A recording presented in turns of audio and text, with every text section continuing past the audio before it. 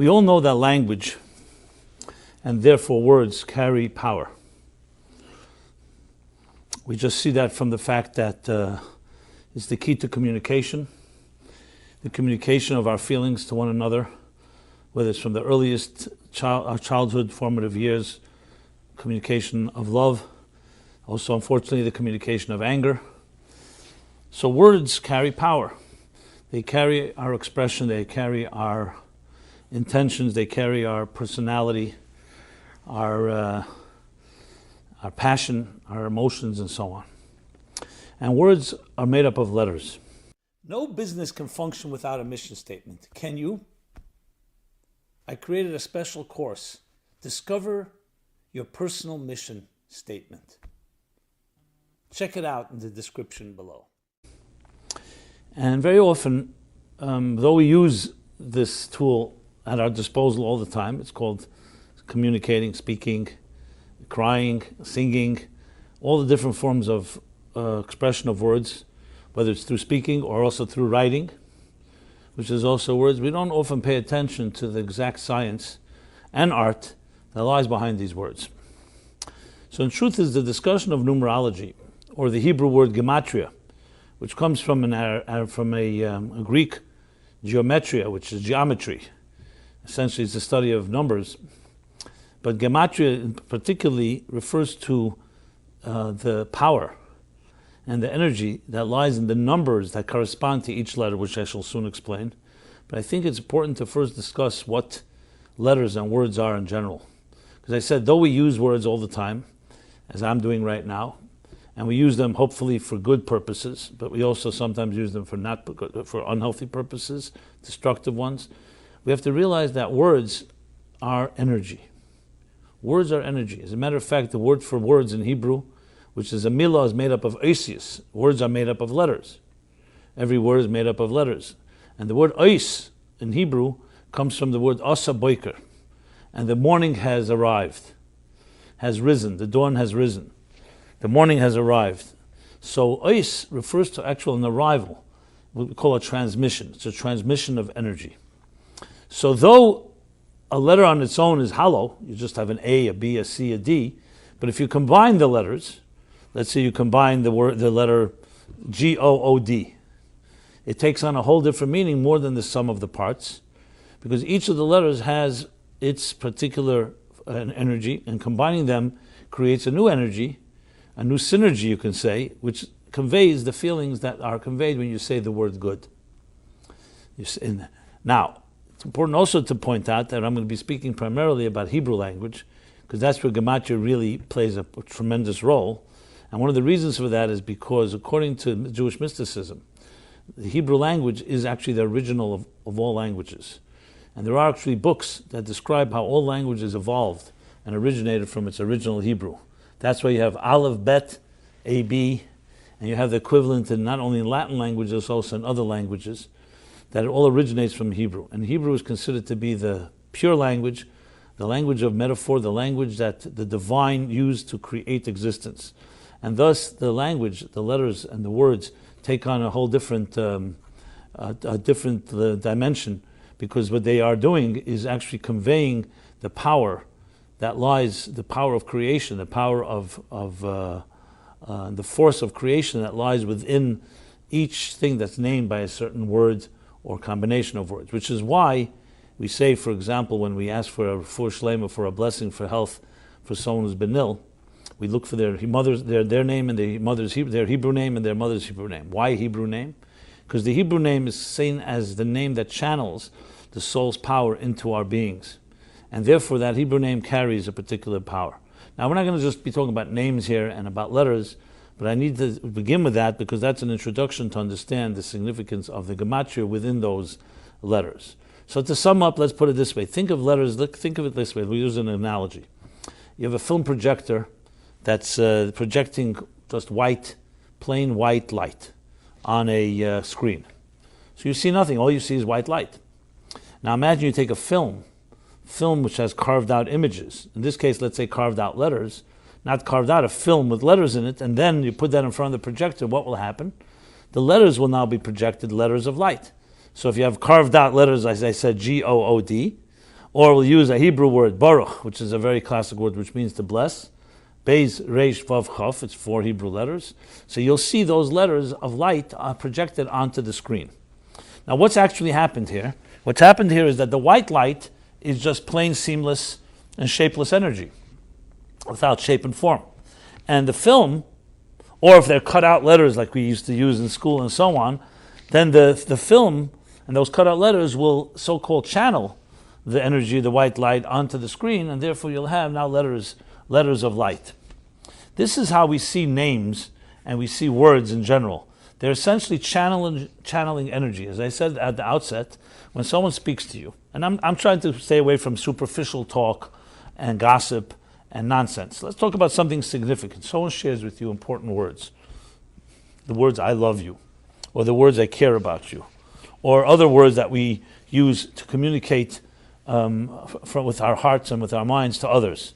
So those words are particular sentiments, but they carry a white energy. They carry the white, shapeless energy, but they're being shaped by the letters that we use, which is why words have so much impact and so much potency, because the words we use is not just the passion. Now, obviously, if you say words and you don't say them with the soul, you don't say them with the heart, you don't say them in a way you care, then it's like words that, as I said, hollow words. But if you combine both together, you combine the passion and the energy of a feeling, the sentiment that comes with the energy. You say it with gusto. You say it with a passion. Then that passion, like the white light, is channeled through the letters, and in turn you have an expression that will convey a feeling, sometimes a very strong feeling, an intense feeling. So good communication, as you see, will be not just choosing the right words, but also choosing the right inflections and emphasis that the speaker uses in communicating. Now, when you write, you don't quite have the same power of communicating passion, so that's why good writers know how to use the right words that trigger the same type of emotions, and certain words and the way they phrase and the way they're punctuated will convey the same idea. An exclamation point, for example, will convey something that's an exclamation. Something, a question mark, will focus on something that is mysterious or unknown or questionable or still cryptic. And the same with other punctuation marks. So basically language is essentially, we'll call it energy and containers. The energy is the white light, and the containers are the particular letters you use to communicate the particular message. So everything in life has those two elements. There's energy, but the energy needs to be harnessed and channeled. And hence, that's how we see letters. So letters essentially are channelers of light, channelers of energy. And when you think about it, it really becomes also, as an aside, an incredible point of understanding the importance of the words we use, the care that we should take. You'll see intelligent people are very careful what they say, what they don't say. Sometimes you can learn more from someone what they don't say from what they do say. In other words, the idea of being measured, knowing when to say it, how to say it, speaking in a pleasant tone, the divrei chacham benachas nishman that we're told, which means the words of the wise is said with a certain pleasantness and a certain measured tone. They don't speak in ways that are incoherent or overly passionate or overly extreme. Everything is said in a calm way. And the people who are not in control of themselves can go into tantrums, yell, scream, hysterical, and their words come across in that fashion. So words are really just channels and instruments for us to reach to each other. And in doing so, we have, as I said, the energy of the word or the letter. Let's speak about letters which make up words, and the message of the words. So if you think of it on a piece of in a book, the letters on the page are like the containers, and the energy is the message. What's the story? What's the narrative? What's the sentiment? What's the experience that's being conveyed? And in a world like ours, where we live in a material world, we need both. You cannot just have energy without containers, because then we won't be able to reach each other. If someone just pours out their plain, unfiltered, and shapeless energy, you won't understand what they're saying. It'll just be sound. If, on the other hand, there's only letters and there's no soul behind it, then it's just empty words. And that's why we need both. We need, as they say, words from the heart enter the heart. So it comes from the heart, and the heart is beyond words, but then it's harnessed and channeled in expression. Sometimes there's an expression that I like to believe that when I try to write and communicate, you're really trying to express the inexpressible. That's really what it comes down to. You're trying to express feelings and sentiments and experiences that are not always easy to quantify in words. And so therefore you have to use the right metaphors and the right analogies. And most importantly, you need to find those words that resonate with you and with another. And that resonance is really where you create the connection. But you can only do it through words, because if you don't have the words, you don't have the channel, you don't have the bridge. The bridge is a good word here. The bridge to bridge two people. But what are you using on this? What are you conveying on this bridge? What's traveling across this bridge, however, are feelings and sentiments that are sometimes not exactly described and can fit into the regular parameters of words. Which is why often one of the ways we communicate is through song. You sometimes can't communicate it through exact prose or particular rational words or language. So we use a song, or we use a feeling, or we use an expression. People relate to the word oy vey. I think everybody understands what that means, even though it doesn't have any particular meaning in the dictionary. Or a cry, or a laugh. So the point I'm making here is I'm trying to explain the so-called the science behind language, behind linguistics. And the science really is that there's an energy and there are containers. So this introduction is critical to really understand the mystery of the GEMATRIA. So let's go over to the GEMATRIA now. So if words are energy, if letters are energy, and words are the synergy of several letters coming together, and I'll use the classic, as I said, the Hebrew word baruch is the best example, because baruch means blessing. Baruch atah, you are blessed, you shall be blessed. So the word baruch is made up of 4 Hebrew letters, beis, resh, vav, and chav. If you want to use the word in English, bless, let's say bless or blessing, B-L-E-S-S. But as I said, I'm focusing on the Hebrew, but I'll explain it all obviously in English. So this is an example of using language to explain something that may be beyond some people's language, because not everybody knows Hebrew. So the word baruch or bless is made up of letters, and the letters themselves, the B, for example, of bless could be a B in other words. It could be the B of building. It could be the B of bricks. It could be the B of a bumblebee, if you wish. So that B can be used in many different ways. It's just a brick. Think of a brick in a building. But then when that brick, that one letter combines with another letter, an L, which again is a letter that can be used in many words, and an E, and an S, or beis, resh, vav, chav, which can be used in many different combinations. Now that you combine them in this particular order, you have suddenly a new energy enters, what we call synergy. It's more than the sum of the parts. It's not just a B, and an L, and an E, and an SS. It's not just a beis, a resh, a vav, and a chav. It is now the meaning blessing. Blessing, we all know, is much more than just 4 letters, random letters. Now the letters, the bricks have come together and have shaped a message, have shaped a feeling. Someone says, I want to bless you. It's a lot more than just a bunch of letters.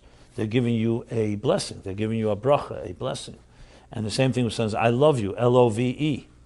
The love word in Hebrew, love is ahava. Also 4 letters, aleph, hey, vav, hey.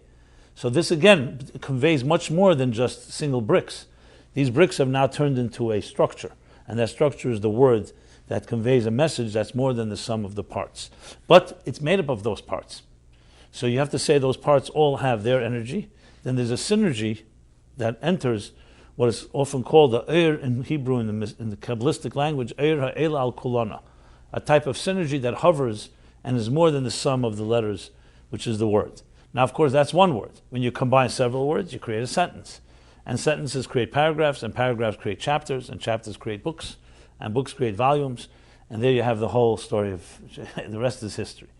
The point is that it all begins with these letters. And whether it's letters of speech or the written word, it's the same idea. It's just 2 different forms of letters. One is coming out of your mouth, and one is being engraved or written on paper or on parchment, or engraved in a tablet. And what I mean by tablet, I don't mean the modern tablet. I mean the tablets as they were given at Sinai, such tablets. So once you understand language and letters in that fashion, now the interesting thing is, if a letter is indeed a channeler of energy, then this letter has to be analyzed and dissected. So here we have several ways we look at letters. Besides the fact that the letters add up to a word, the letters also have a shape. every letter has a shape. An aleph, for example, is a diagonal line with a dot on the right side and on top right and a dot on the bottom left. A beis is three lines with an open left side, like a square without the left side of the square. A gimel is harder to describe. It's a line with but each Hebrew letter has its shape, and that shape indeed also, as I said before, with the film and the projector, the shape of letters is what shapes the energy. Follow that shape. So the shape itself carries and describes that kind of energy it is. So let's take the word beis as a matter of fact. The word beis has another meaning. Beis also is a bayit. If you know a little Hebrew, you know that bayit is a house. And a beis actually looks like a house. What does a house usually look like? You make three lines and that's a house, right? A wall, and a roof. That's a beis, an inverted beis. And the same thing with aleph and the same thing with gimel. So besides the fact that the letter itself makes up the word bayit, the shape of the letter contains the energy of that letter. So now we have the shapes. Then we have the meanings of each letter. Like I just said, beis is also a house. Aleph can mean master. Aleph can mean teacher. So aleph has many of its own meanings, and the same thing, each of the letters has its meaning. What we're going to focus on here is a third element in each letter, is its numerical equivalent, which we'll be calling numerology. That's the gematria. So what's a gematria? A gematria literally means the number that corresponds to the letters of the alphabet, of the Hebrew alphabet. So we have a system for this. It's actually quite complex. I'm going to focus on the basics. Even though we call this gematria for beginners, I was wondering whether to use that word. I'll tell you why, just as an aside. I remember I was once giving a series of classes at the Open Center here in the city. It was on Spring Street when I was teaching then. Then they moved somewhere in Midtown. And I gave a number of classes there. And one of the classes, the program director called me. She was really good with the titles and so on. She said, let's do a class called Kabbalah for Beginners. So I told her, I don't know if that's a great title. Who wants to be called? No one likes to be called a beginner. So she said to me, they said the same thing about those books, like, accounting for dummies, computers for dummies, this for dummies, that for dummies. And first people thought maybe it won't work. No one wants to be called a dummy. But the tongue-in-cheek element, actually saying it in the people's face, actually did resonate. They said, no problem. Once you're telling me I'm a dummy, at least you're not hiding the fact. So it worked. It was a good marketing tool. Then became a series for idiots, right? Something like that, cooking for idiots and accounting for idiots. I'm not sure what the difference between an idiot and a dummy is, but two brands. So we have an idiot and dummy brand. Okay, now, this was all, so I said to her, I don't know if it's a great idea to call Kabbalah for beginners. She said, let's try. And we did it. Around, I recall, 30, 35 people attended. Then the series was very nice, successful. It was recorded. I think we even have it on, make it available on our site. Then a few months later, she said, let's do another one. So I said, let's try advanced Kabbalah. We did the beginners, let's do advanced Kabbalah. She says, what are you going to say? I said, I'm going to say the same thing, but let's call it advanced Kabbalah. We had over 100 people showed up. So I said, you see, I think maybe when it comes to cooking for dummies, they don't have a problem. But for Kabbalah, everyone wants the advanced version. They don't want the beginner's version.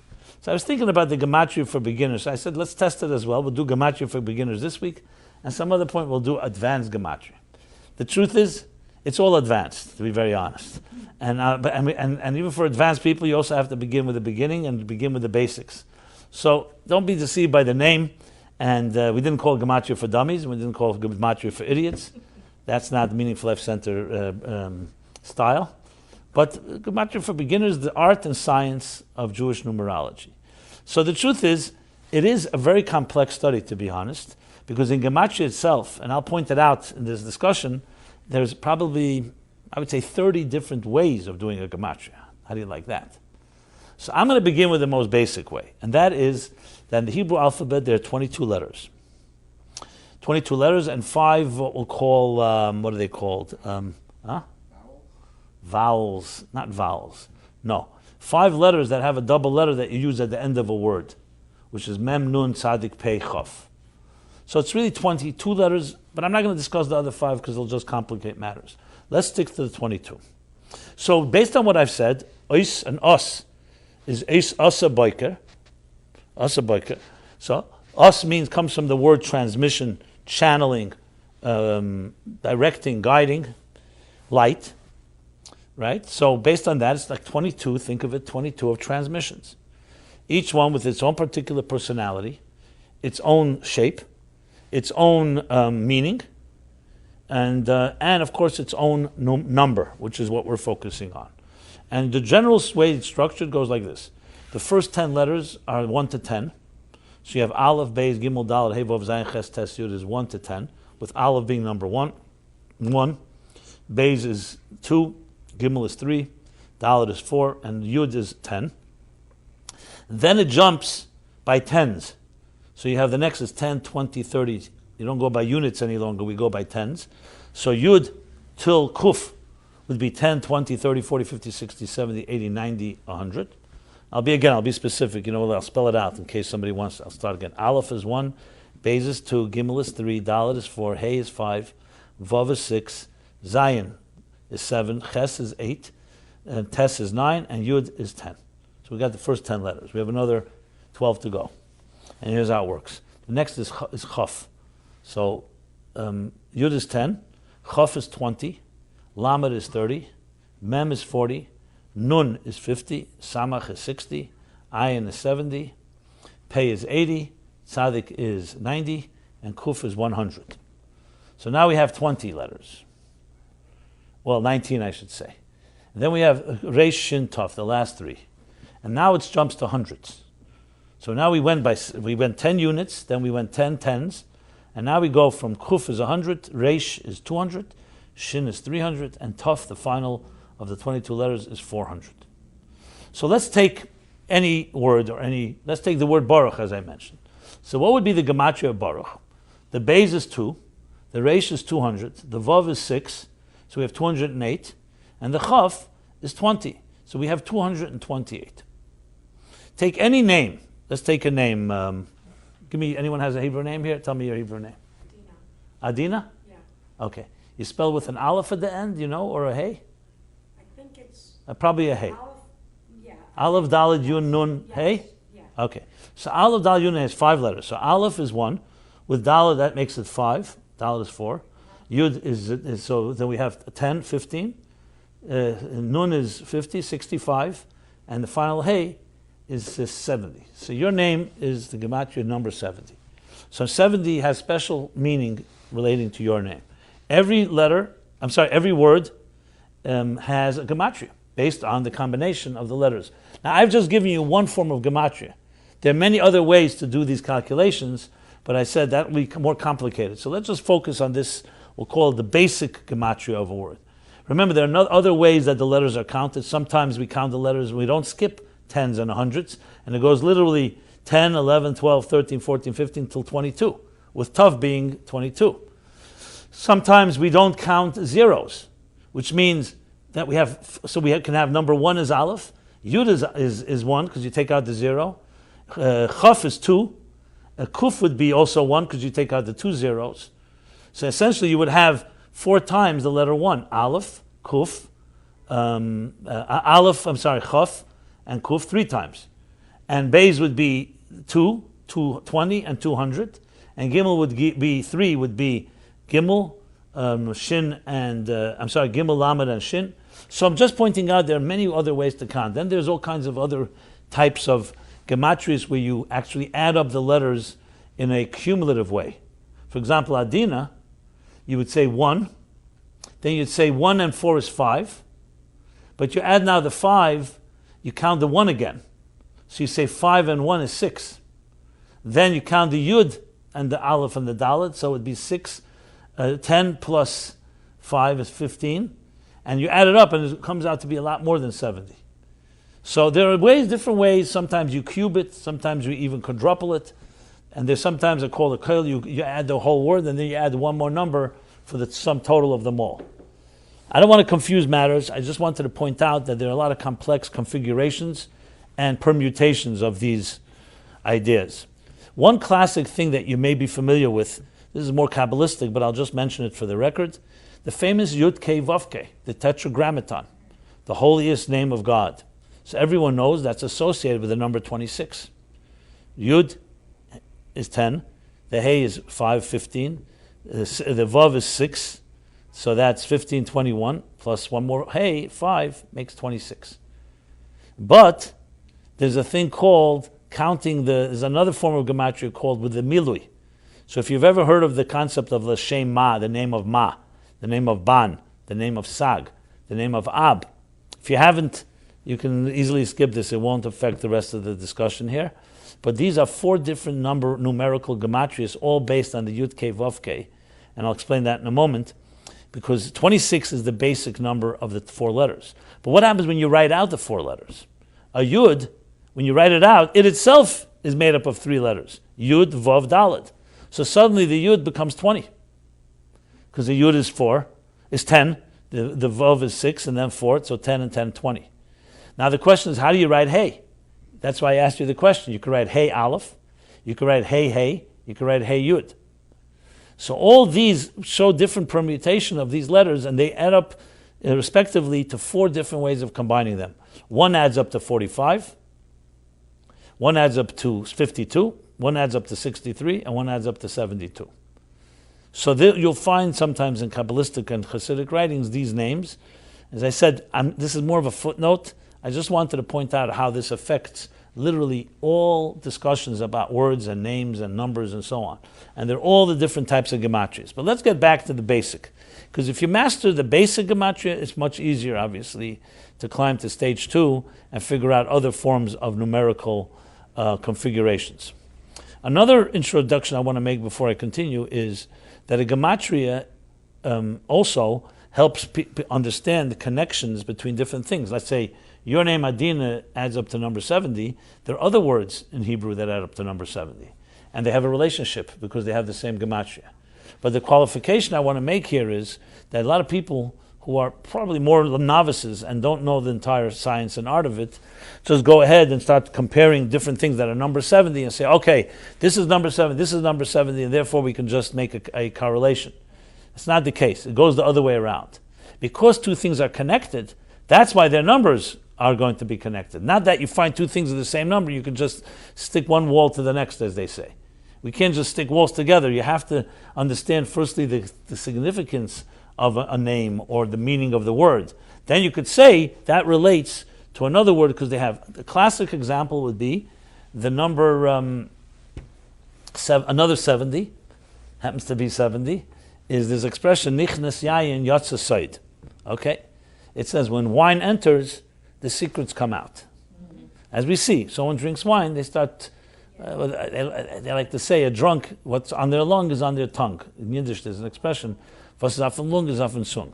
But it also has a positive meaning, that when you drink wine, your inner dimension is revealed. Just like the grape has concealed within it wine, so too